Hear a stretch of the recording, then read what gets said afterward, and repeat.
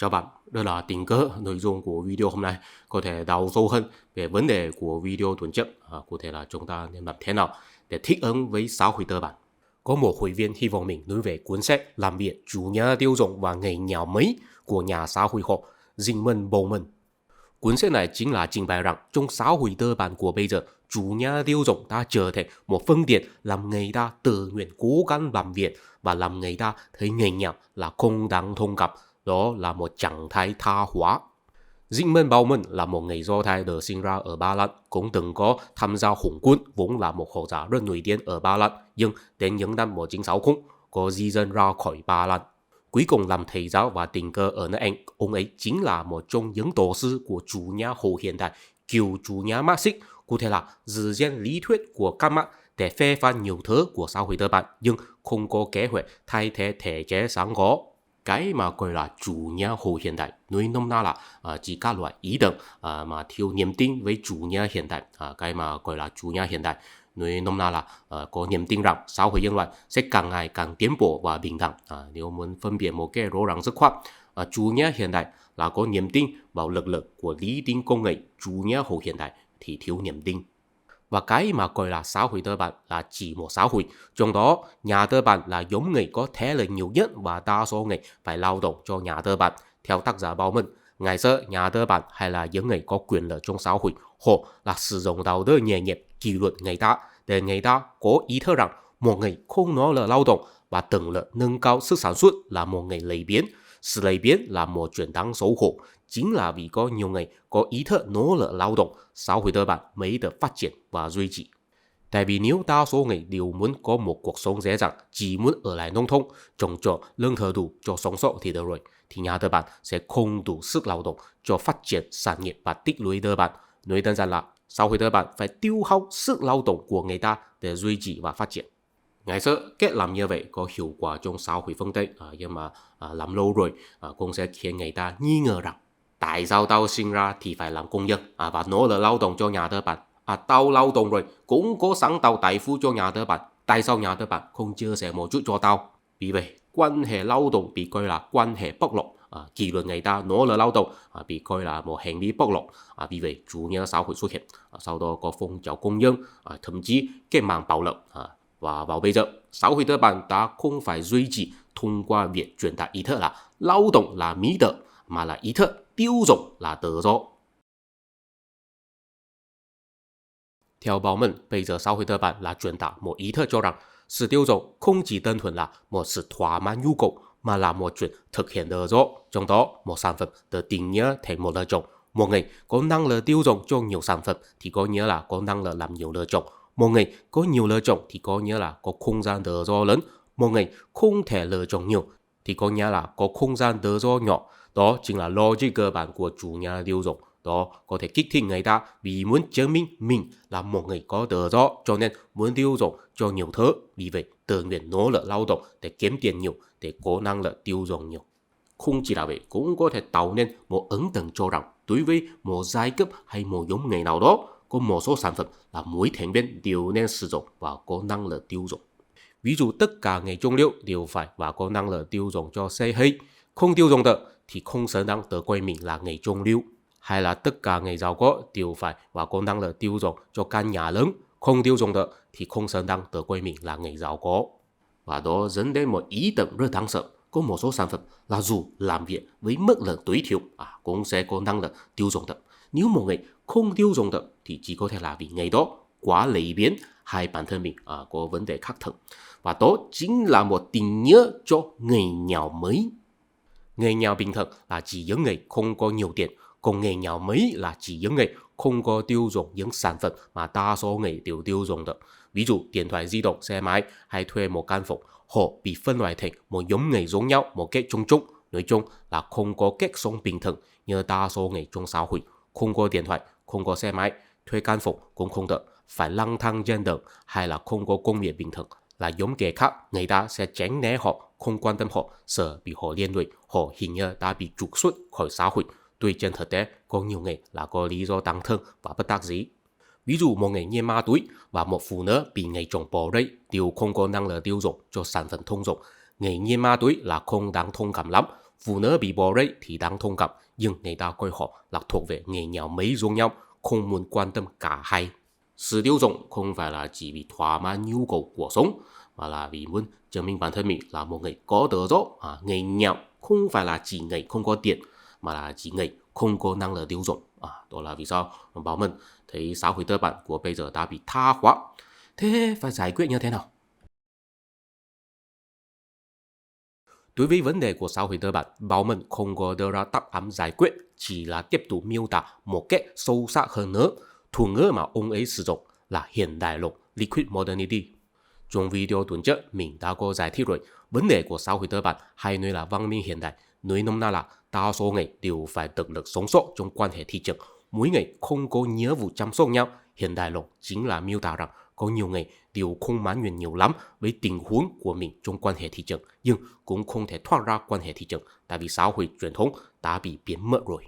Bắt đầu từ thế kỷ 18, trải qua 200 năm, đặc biệt là sau khi lệnh chiến kết thúc, toàn cầu hóa đã làm quan hệ thị trường chiếm lĩnh được mùi ngót nghét trên thế giới. Nếu một người muốn thoát ra quan hệ thị trường, chỉ có một biện pháp, đó là gia nhập những bộ lạc nguyên thủy mà được chính phủ bảo hộ vì mục đích nghiên cứu và quan sát, trở thành một trong những thành viên của vừng bách thu nhân loại. Nếu được những bộ lạc kết nạp, thực sự là số đời không cần kiếm tiền trong quan hệ thị trường.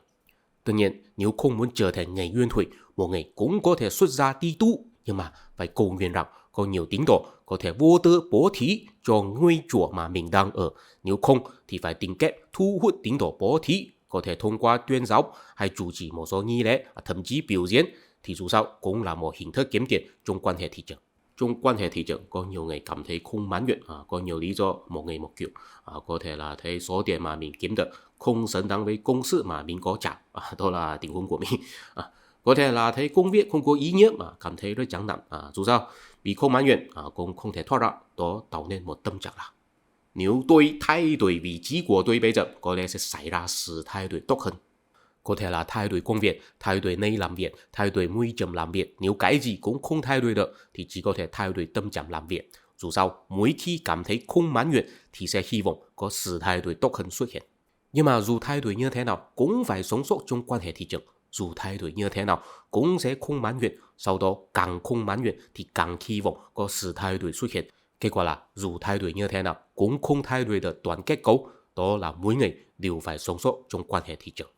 Tâm trạng là cứ hy vọng có sự thay đổi tốt hơn xuất hiện, cho nên không muốn ở lại một vị trí cố định, sợ mình bị hạn chế bởi một cái nào đó. Đó chính là tâm trạng của hiện đại luật. Chúng ta có thể nhìn thấy tâm trạng này trên nhiều thứ. Ví dụ nghệ sĩ không muốn bị hạn chế với một hình thức nghệ thuật cố định, cho nên cứ làm thử nhiều hình thức nghệ thuật khác biệt. Ví dụ công nhân không muốn bị hạn chế với mức độ thu nhập của một nơi nào đó, cho nên cứ di chuyển làm việc ở nhiều nơi. Ví dụ người đầu tư không muốn bị hạn chế với một dự án đầu tư nào đó, cho nên cứ đi tìm biện pháp đầu tư mới. Và đó làm chúng ta nhìn thấy một vấn đề sâu sắc hơn nữa. Trên bề mặt, mặt đối ngữ của tự do là bị hạn chế, nhưng trong nội tâm, mặt đối ngữ của tự do là an toàn. Tự do có thể làm một người cảm thấy không an toàn, vì có nghĩ rằng tôi tự do tại vì tôi có thể tự lựa chọn cái mà tôi muốn. Để một chút, lựa chọn của tôi là tốt hay không, là xứng đáng hay không? Nếu tôi đã chọn sai thì sao? Có lựa chọn tốt hơn hay không? Nên chọn cái khác. Hình như cái khác là tốt hơn. Vì không xác định được cái mà mình đã chọn là tốt nhất hay không, cho nên cảm thấy lo lắng và không an toàn. Hồi trước, tâm lý này làm nhiều người thà để người ta lựa chọn cho mình còn hơn tự lựa chọn. Đó tạo nên chủ nhà quân quốc và chủ nhà toàn trị. Mỗi người nghe theo sự sắp xếp của chính phủ là an toàn hơn, nhưng sau đó tạo nên bi kịch, người ta lại thấy để mỗi người tự do lựa chọn trong quan hệ thị trường là tốt hơn. May mắn là cảm giác bất an có được giải tỏa thông qua chủ nhà tiêu dùng. Cụ thể là trên thị trường có nhiều sản phẩm cho mỗi người tự do lựa chọn, vì luôn luôn mua được cái mới, cho nên dù lựa chọn sai rồi cũng không sao. Dựa trên nguyên tắc này, miễn là có cảm thấy rằng tôi có nhiều thứ có thể lựa chọn sai rồi thì thay cho cái mới thì được rồi, không cần hối hận. Thì mọi người có thể vừa cảm thấy tự do vừa cảm thấy an toàn. Đáng tiếc là không phải mỗi thứ đều có thể thay cho cái mấy trên thị trường. Ví dụ vợ chồng và con cái. Tuy nhiên nếu thực sự muốn làm cũng làm được. Đôi khi có thể trao đổi vợ chồng, có vợ chồng mấy. Nhưng mà con cái thì hoàn toàn không thể, cho nên người ta sợ sinh con. Sự giảm xuống của tỷ lệ sinh con là không được giải quyết thông qua quan hệ thị trường. Hiện đại luận là tâm trạng tiêu biểu của xã hội hiện đại, chúng ta chủ nhà tiêu dùng thay thế đạo đức nghề nghiệp trở thành động lực duy trì xã hội tư bản tạo, mà phải cứ có nghề sản xuất và cứ có nghề tiêu dùng. Đó là một chuyện tốt không? Bây giờ không có nghề đưa ra biện pháp khác thì chúng ta chỉ có thể xem xét biện pháp cũ của quá khứ, đó là đạo đức nghề nghiệp.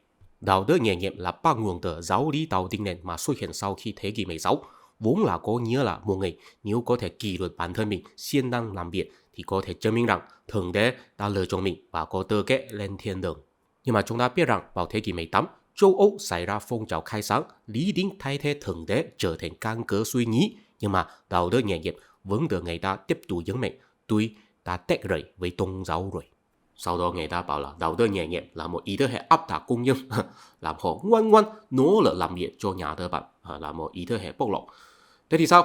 Hay là hỏi rằng, thế nếu đạo đức nghề nghiệp là liên kết với tôn giáo, một công nhân là vì chứng minh mình có tư cách lên thiên đường cho nên siêng năng làm việc, thì đó không phải là một ý thức hệ bóc lột rồi mà.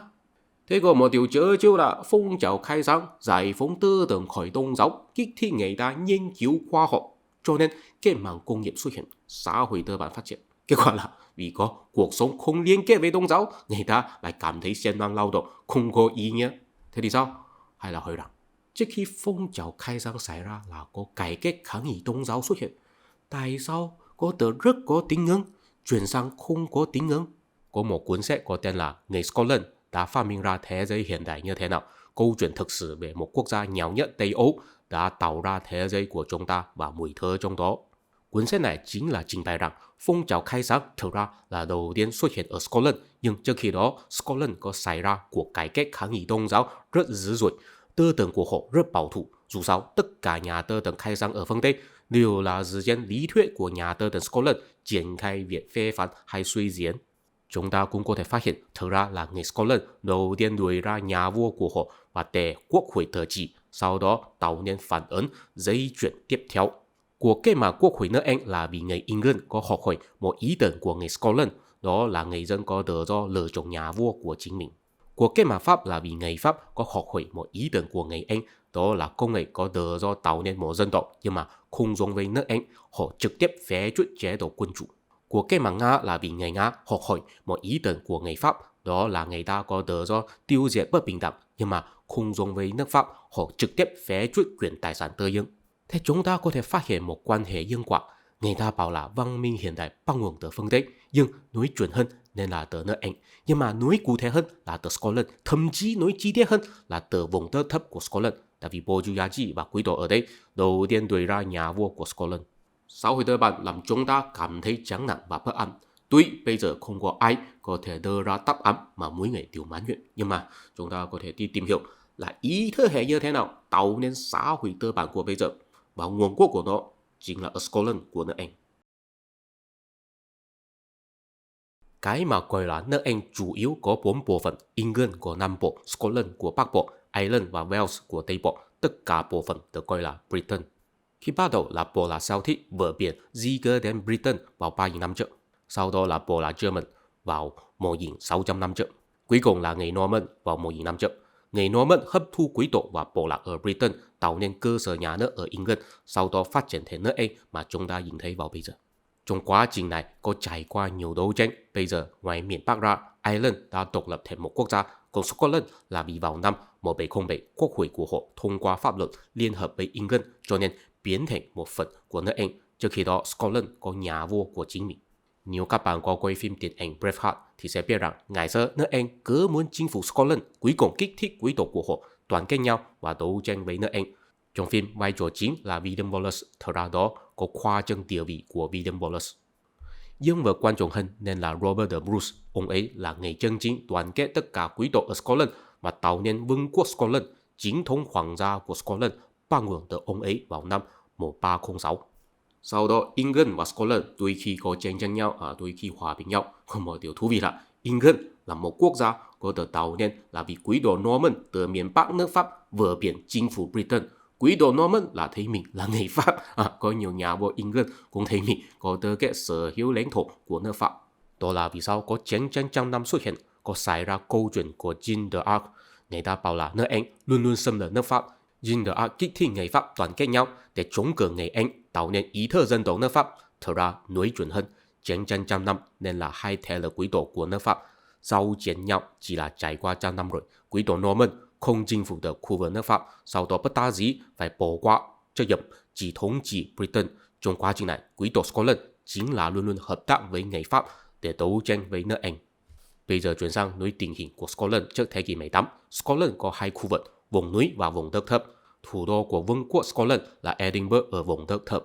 Người Scotland vốn là nói tiếng Gaelic, đó là thuộc về ngôn ngữ Celtic, nhưng người vùng đất thấp vì có giao lưu với người England rất nhiều, cho nên dần dần chuyển sang nói tiếng Anh có giọng nói đặc biệt. Khi đó, biên giới quốc gia không rõ ràng, người Scotland cũng có thể đi England làm việc, thậm chí làm quan. Dù sao, theo tiêu chuẩn Tây Âu, thành phố của Scotland rất lạc hậu. Còn người dân ở vùng núi là ít giao lưu với người England hơn, cho nên họ có gìn giữ bản sắc của Scotland nhiều hơn. Đặc sắc là có mặc quần Creed, họ không có phát triển thương nghiệp và xây dựng thành phố, thậm chí thiếu phát triển nông nghiệp. Đàn bà của họ là nuôi gia súc, đàn ông của họ là đi làm lính đánh thuế.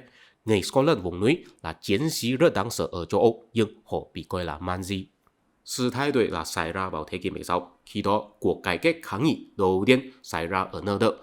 Sau đó, ở nhiều nơi có thành lập giáo hội Đạo Tin Lành của chính mình. Ở England, nhà vua là muốn thoát khỏi sự ảnh hưởng của giáo hội Công giáo, cho nên cũng thành lập giáo hội chính mình. Còn ở Scotland, ở thành phố của vùng đất thấp, có nhiều người tự phát xây dựng giáo hội Đạo Tin Lành, nhưng hoàng gia là ủng hộ Công giáo nhiều hơn. Vì vậy, trong nội bộ Scotland xuất hiện đấu tranh, hoàng gia có tử hình nhiều người theo Đạo Tin Lành. Có một người có tên là John Knox, ông ấy là cha già dân tộc chân chính của Scotland, là một linh mục chuyển sang theo Đạo Tin Lành sớm nhất, sau đó bị bắt buộc lưu vong.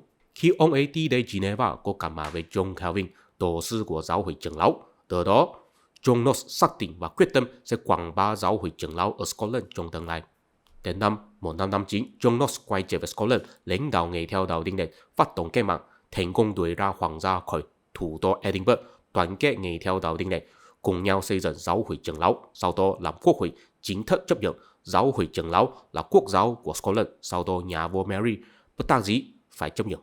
Sau đó Mary cũng có làm thờ hồi phục lại giáo hội Công giáo, kết quả là bị bắt buộc thoái vị và mang con James lưu vong ở nước Anh. Tại vì trước khi đó, hoàng gia England và Scotland có thông hôn. Mary là em họ của nữ hoàng Elizabeth, bà ấy là trưởng thành ở nước Pháp, kiên trì tín ngưỡng Công giáo, những quý tộc theo Đạo Tin Lành của England sợ người ta lợi dụng bà ấy hồi phục giáo hội Công giáo, cho nên làm Elizabeth bất đắc dĩ nói Mary muốn mưu phạm, sau đó tử hình Mary. Sau đó Elizabeth tiếp tục nuôi dưỡng con của Mary, tức là nhà vua của Scotland James. Sau đó vì Elizabeth không có con, James kế thừa lên ngôi làm nhà vua của England. Từ khi đó hoàng gia của cả England và Scotland biến thành giống nhau. Nhưng trên thực tế, nhà vua chỉ có quyền lực ở England, còn ở Scotland là quốc hội tự trị. Tuy nước Anh là quốc gia đầu tiên xác định quốc hội có địa vị cao hơn nhà vua, nhưng thực ra trước khi đó Scotland đã là do quốc hội kiểm soát chính trị sớm hơn England. Vào năm 1707, Quốc hội Scotland thông qua pháp luật quyết định liên hợp với England. Từ khi đó, Quốc hội Scotland giải tán, hòa nhập vào Quốc hội nước Anh. Lý do ở đằng sau thực ra là vì yếu tố kinh tế. Khi đó Scotland là một quốc gia rất nhỏ, họ không giống với England, có đi khai thác thuộc địa và có thương mại hải ngoại khổng lồ. Thậm chí England cố ý hạn chế người dân làm thương mại với Scotland. Cuối cùng, chính sách bảo hộ thương mại của England làm Scotland bất đắc dĩ phải liên hợp với England. Từ khi đó, England không cần lo ngại sẽ có chiến tranh với Scotland nữa. Có một điều chớ trêu là sau đó nhờ tài nguyên của nước Anh, kinh tế của Scotland bùng nổ phát triển. Có nhiều người Scotland di cư đến thuộc địa nước Anh làm công chức cấp cao ở chính phủ thuộc địa nước Anh. Người ta bảo là ở đâu cũng nhìn thấy người tinh hoa Scotland. Vì kinh tế phát triển, Scotland có tiền đầu tư vào sự nghiệp giáo dục, sau đó có xuất hiện nhiều nhà tư tưởng vĩ đại, trở thành lực lượng hướng dẫn giới trí thức của nước Anh, thậm chí bao gồm nước Mỹ. Nhưng mà có một điều chớ trêu là vào thế kỷ 16 và 17, tư tưởng của Scotland là bảo thủ nhất, họ hướng mình tôn giáo, tỷ lệ tử hình người mê tín dị đoan là cao nhất. Thế trong đó có quan hệ nhân quả như thế nào? Trong đó chính là có một quá trình là từ suy nghĩ về thần tế chuyển sang suy nghĩ về nhân tính. Bắt đầu từ thế kỷ 16, giáo hội trưởng lão của Đạo Tin Lành trở thành quốc giáo của Scotland. Tổ chức của nó có một đặc trưng là kết hợp sự lãnh đạo của người tinh hoa từ trên xuống dưới và sự phản ánh của dân ý từ dưới lên trên. Chức vụ trong giáo hội Scotland chủ yếu có 3 loại. Một là trưởng lão giảng dạy, phụ trách giảng dạy giáo lý cho tín đồ. Hai là trưởng lão cai quản, phụ trách quản lý giáo hội. Cả hai loại trưởng lão tạo nên ủy ban lãnh đạo ở các cấp. Trong một ủy ban có nhiều trưởng lão, thông thường là họ quyết định có ai có thể gia nhập ủy ban của họ trở thành trưởng lão.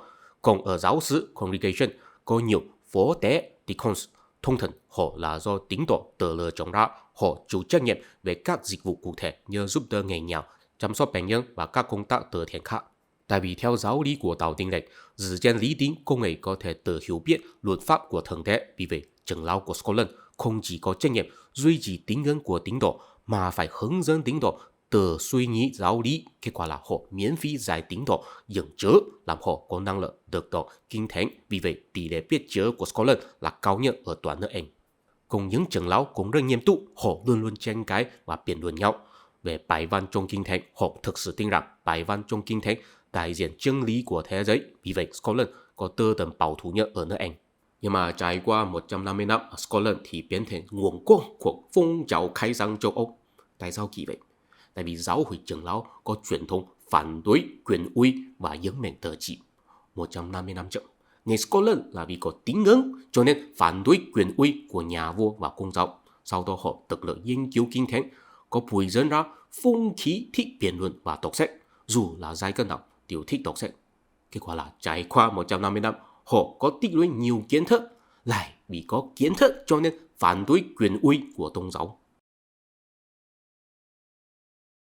Thưa quý vị, xã hội cơ bản mà chúng ta nhìn thấy vào bây giờ, một bên là không thấy tôn giáo là căn cơ đạo đức, một bên khác là thấy tính toán ích kỷ của dân tín có thể tạo nên trật tự ổn định. Ý tưởng như vậy là xảy ra như thế nào? Thật ra là dựa trên tư tưởng khai sáng Scotland, nói cụ thể là lý thuyết của hai nhà tư tưởng Scotland. Một là David Hume, tổ sư của thuyết tình cảm đạo đức moral sentimentalism, hay là nói thuyết trực giác đạo đức ethical intuitionism. Nói đơn giản là con người sinh ra có tình cảm đạo đức, mọi người không cần tin vào thượng đế, cũng biết mình không nên tổn thương người ta, có kiến thức và trí tuệ phán đoán đúng sai, không cần đi theo giáo lý thượng đế một cách mãi mò. Hay là Adam Smith, tổ sư của thuyết bàn tay vô hình. Nói đơn giản là cơ chế thị trường giống như một bàn tay vô hình, đó có thể tạo nên cân bằng ở giữa sự tính toán ích kỷ của mỗi người thông qua việc giao dịch cái mà mình có với cái mà người ta có, vì vậy lấy được cái mà mình vốn không có. Vì vậy trật tự xã hội không cần giải thích theo một bộ giáo lý tôn giáo nào đó. Hai lý thuyết kết hợp nhau tạo nên một ý tưởng cho rằng mỗi người đều ích kỷ nhưng cũng có năng lực đạo đức nội tại, cho nên dựa trên lẽ thật và quan hệ giao dịch công bằng, nhân loại có thể tạo nên trật tự ổn định. Muốn có quan hệ giao dịch công bằng thì phải có một hệ thống pháp luật hiệu quả. Muốn hiểu biết lẽ thật thì phải đi học hỏi, quan sát và suy nghĩ. Và tư tưởng khai sáng của Scotland chính là nhấn mạnh rằng sự tích lũy kiến thức của nhân loại có thể phát triển kỹ thuật làm xã hội hạnh phúc hơn. Nhưng mà bây giờ kiến thức của nhân loại đã phát triển rất nhiều rồi, kiến thức cũng tích lũy rất nhiều rồi, nhưng mà xã hội cũng không hạnh phúc lắm. Người ta phải an ủi tâm lý bằng chủ nhà tiêu dùng. Thì điều rằng những nhà tư tưởng Scotland trong khi đó có một chút ngây thơ.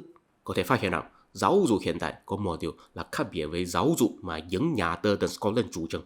Trước những năm 1850, trường đại học phương Tây chủ yếu là học theo ý tưởng giáo dục của trường đại học Scotland, đó là những mệnh giáo dục đại cương General Education, có quy định học sinh chắc phải học tập mấy môn kiến thức thiết yếu, phải thấu hiểu lịch sử, triết học, văn học và khoa học.